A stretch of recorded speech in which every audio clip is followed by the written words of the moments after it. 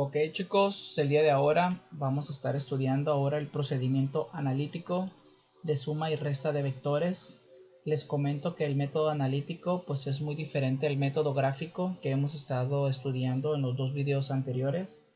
Recordemos que en el método gráfico nos apoyamos de una escala y representamos de manera de dibujo en un sistema de coordenadas los vectores con los que vamos a estar trabajando. En esta situación, en el procedimiento analítico, pues nos vamos a apoyar de fórmulas para poder llegar a ese resultado o a ese vector resultante que estamos buscando. Ahorita vamos a estar trabajando con el ejemplo 1.15 que está en la página 59 de su libro de Mecánica 1 y con el ejemplo 1.16 que se encuentra en la página 62 también de su libro de Mecánica. Entonces, aquí me dice que sobre un objeto se aplican las fuerzas indicadas en la figura y me piden calcular lo que es la fuerza resultante. Entonces, aquí nos damos cuenta que estos vectores son completamente horizontales. Eso quiere decir que estos vectores yo los voy a manejar como si fueran vectores colineales, como si estuvieran en una misma línea, en este caso lo que es el eje de las X. Entonces, apoyándonos pues del método del polígono, si es que lo queremos ver de esa manera, recordemos que cuando representamos un vector, al final de ese vector representamos el segundo y al final de ese representamos el siguiente y así sucesivamente hasta representar todos los vectores. Entonces vemos aquí de manera gráfica que al colocar esos vectores uno tras de otro, pues vemos que aquí tenemos el vector resultante. Pero la ventaja de que estos vectores pues sean colineales, pues eso significa que yo voy a poder hacer una suma aritmética, ¿sale? O en otras palabras, una suma de vectores, ¿sale? Y muy sencillita como lo hemos estado haciendo pues durante toda nuestra vida. Entonces, ¿qué es lo que yo voy a tener que hacer matemáticamente? Pues aquí yo voy a agarrar lo que es el primer vector. Entonces eso quiere decir que si yo voy a obtener lo que es el vector resultante, ¿sale? De la suma de estos vectores que son colineales, recuerden que son colineales, lo voy a representar como si todos estuvieran en el eje de las X, pues yo voy a agarrar el vector de este 60 newton y yo lo voy a contemplar como positivo porque está apuntando hacia el eje de las X positivo. Por ejemplo, aquí podemos decir X positivo y acá X negativo. Entonces, para cuando yo tome estos que están apuntando hacia mi izquierda, pues van a ser con signo negativo. Entonces, quiere decir que va a ser menos 30 newton menos lo que es 20 newton. Entonces, mientras sean colineales, yo puedo hacer esta suma o esta simple resta aritmética, como lo hemos estado manejando desde siempre. Entonces, eso quiere decir que el resultado pues va a ser igual a 10 newton. Entonces yo voy a poder decir que mi vector resultante pues va a ser igual a 10 newton, todavía de manera positiva. Eso significa que el vector resultante va a estar apuntando hacia lo que va a ser mi derecha, hacia el eje X positivo, ¿vale? Y pues va a tener un ángulo ya sea de 0 grados o de 360 grados, ¿sale? Entonces, porque está apuntando hacia el eje de las X positivo. Ok, entonces, esto es mediante esta representación cuando los vectores son colineales. Pero cuando los vectores no son colineales, pues entonces aquí nos vamos a llevar o vamos a utilizar lo que es otro proceso para poder llegar a lo que es la resultante. Veamos este ejemplo 1.16 que está en la página 62 de su libro de Mecánica 1 que me dice: Susana está piloteando un avión hacia el este a 225 km sobre horas, el cual es arrastrado por un viento hacia el norte de 55 km sobre horas. Halle analíticamente la magnitud y dirección de la velocidad resultante del avión.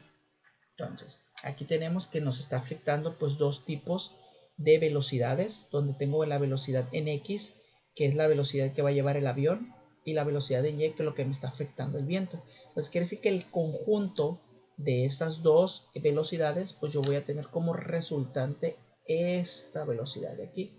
Y esta es la que me están pidiendo encontrar. Pero resulta que este vector se encuentra sobre el eje de las y este otro vector se encuentra sobre el eje de las x. No son colineales, ¿vale? Se encuentran en ejes completamente diferentes. Entonces yo los voy a contemplar como si fueran concurrentes. Concurren en este punto que es el origen de mi sistema de coordenadas.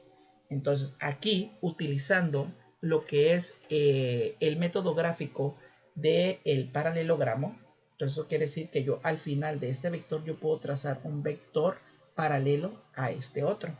Entonces si yo llegara a hacer eso, entonces si yo trazara un vector ahí de esta manera, ¿vale? Con esta representación sería vector y yo acá tuviera el vector x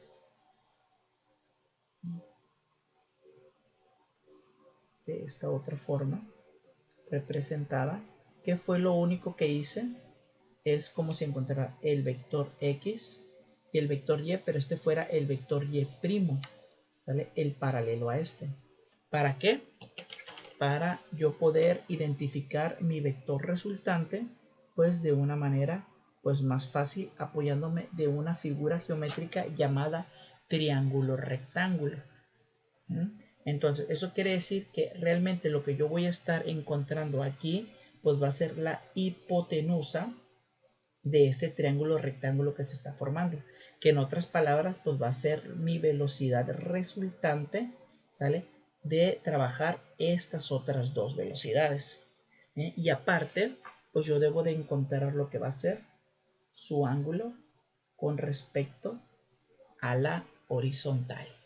Entonces, ¿cómo encontramos lo que es la hipotenusa de un triángulo rectángulo? En este caso pues sería la velocidad resultante de esas dos, pues es utilizar lo que es el teorema de Pitágoras. Entonces ese vector resultante pues va a ser igual a lo que es la raíz, en este caso, de lo que es la velocidad de x al cuadrado más la velocidad de y al cuadrado. Entonces vean que ahora que los vectores son concurrentes, ¿sale? Pues ya la situación se vuelve un poquito más compleja que cuando eran colineales. Entonces vamos a seguir el procedimiento de Pitágoras, que me dice aquí yo voy a sustituir la velocidad de 225 kilómetros sobre horas. Esto lo voy a tener que elevar al cuadrado y sumárselo a los 55.0 kilómetros sobre horas, que también lo tengo que elevar al cuadrado. Ahí está. Entonces, si yo elevo al cuadrado ambos valores, yo voy a obtener que mi vector resultante va a ser igual a la raíz de, en este caso serían 50.625. Si elevamos al cuadrado este valor, serían kilómetros al cuadrado sobre horas al cuadrado, más lo que sería este elevado al cuadrado, sería 3025 kilómetros sobre horas al cuadrado ambas. Ahora, si yo sumo ambos resultados, pues me va a quedar que va a ser 53.650 kilómetros al cuadrado sobre horas al cuadrado. Entonces, si yo saco raíz, este al cuadrado con este al cuadrado, pues quedan eliminados y me va a quedar que la velocidad resultante pues va a ser igual a 231.6 kilómetros sobre horas. Pero yo voy a eliminar este 6 y pues yo voy a manejar que mi vector resultante pues va a ser igual a 232 kilómetros sobre horas. Y ahora hay que encontrar lo que va a ser su ángulo. Para eso yo me voy a apoyar de lo que es la razón trigonométrica, de este caso de lo que es la tangente del ángulo. ¿Por qué de la tangente del ángulo? Porque me dice que la tangente del ángulo es igual a lo que es el cateto opuesto entre el cateto adyacente. Entonces quiere decir que como yo conozco ambos extremos, tanto la horizontal como la vertical, que en este caso va a ser mi cateto opuesto y este va a ser mi cateto adyacente. Entonces, para poder encontrar el ángulo, porque yo quiero encontrar el ángulo, pues va a ser lo que es la inversa de la tangente de lo que va a ser, en este caso, la velocidad en y entre lo que es la velocidad en x. Esto va a ser el ángulo que yo voy a estar buscando. Entonces, si sustituyo los valores, me va a quedar que la inversa de la tangente pues va a ser igual a y, que son 55.0 kilómetros sobre horas, entre lo que es 225 kilómetros sobre hora. Estas con estas se eliminan y me quedaría que el ángulo sería igual a la inversa de la tangente de 0.244. Ya ponemos un 4 más. Entonces, que esto también sería la tangente de 11 entre 45. Si simplificaríamos hasta lo mínimo lo que es esta fracción para poder manejar este valor. Entonces, cuando yo saque la inversa de la tangente de este valor, pues me va a quedar que el ángulo pues va a ser igual a 13.7 grados. Entonces ya tengo tanto el módulo como la dirección, que en este caso sería 13.7 grados. Entonces esto significa que el ángulo ya lo tendría junto con la hipotenusa, que en este caso es lo que nosotros pues estamos encontrando. Vean todo el procedimiento que tuvimos que hacer cuando los vectores son concurrentes y el procedimiento que hicimos acá para poderlo encontrar cuando los vectores son colineales. Entonces, hasta aquí este ejercicio del procedimiento analítico de suma y resta de vectores.